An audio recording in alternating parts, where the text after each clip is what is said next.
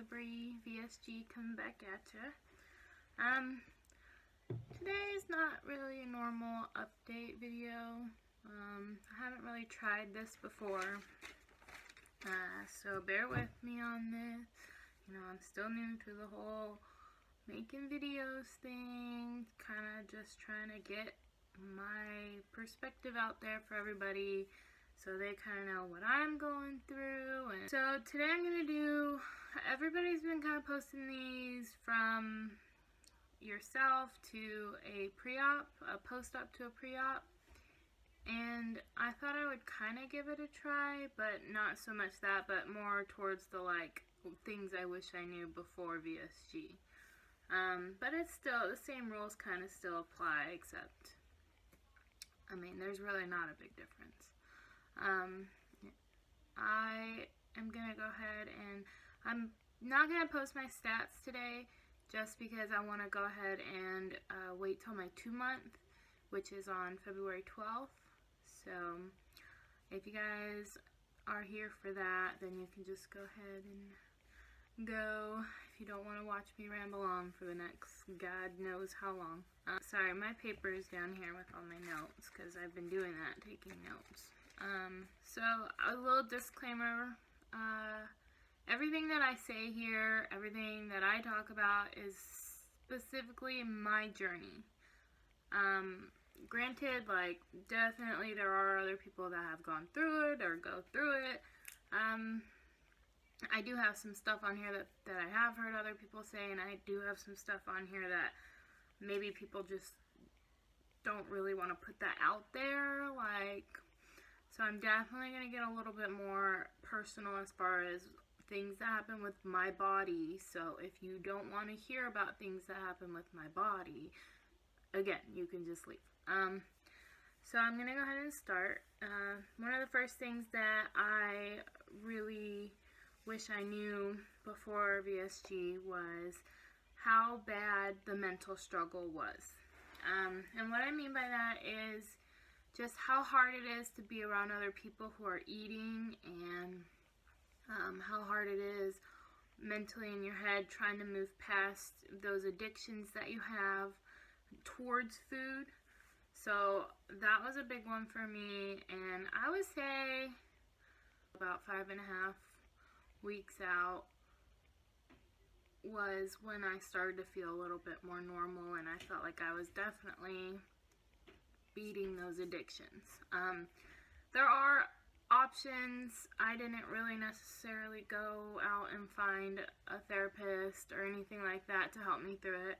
I just kind of started to change my mindset myself, because I have done therapy and medicine and all that before, and it just wasn't really my thing.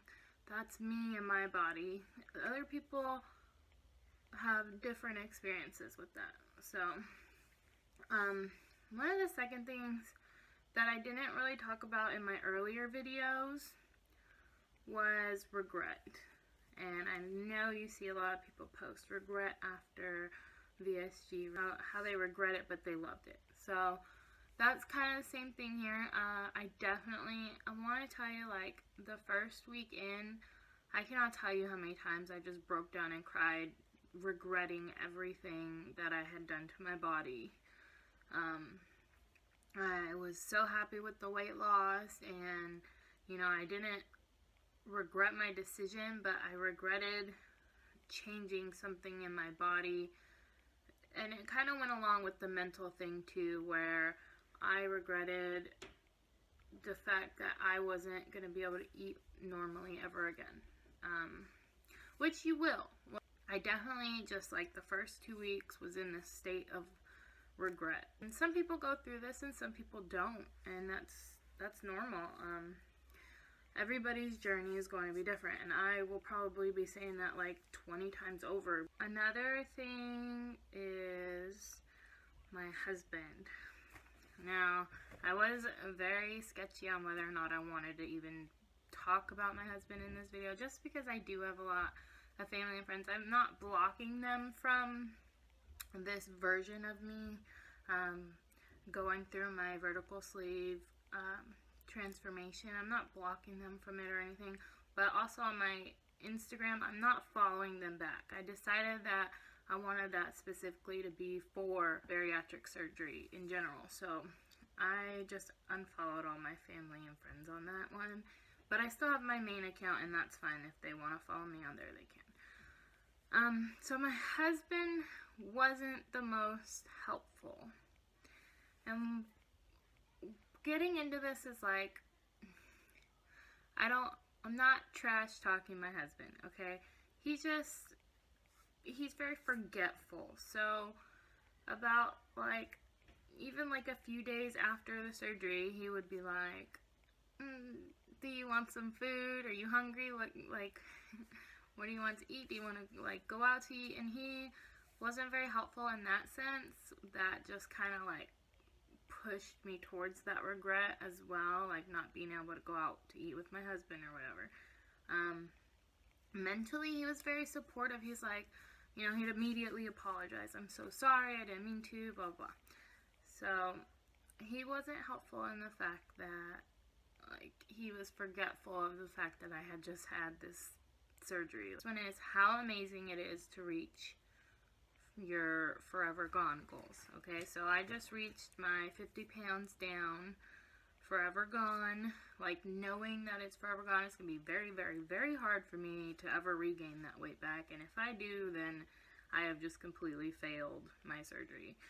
But it's just so amazing knowing in my head, I have lost weight and regained weight so many times, and this time it's different.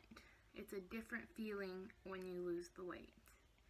I can't really explain that unless you've done it.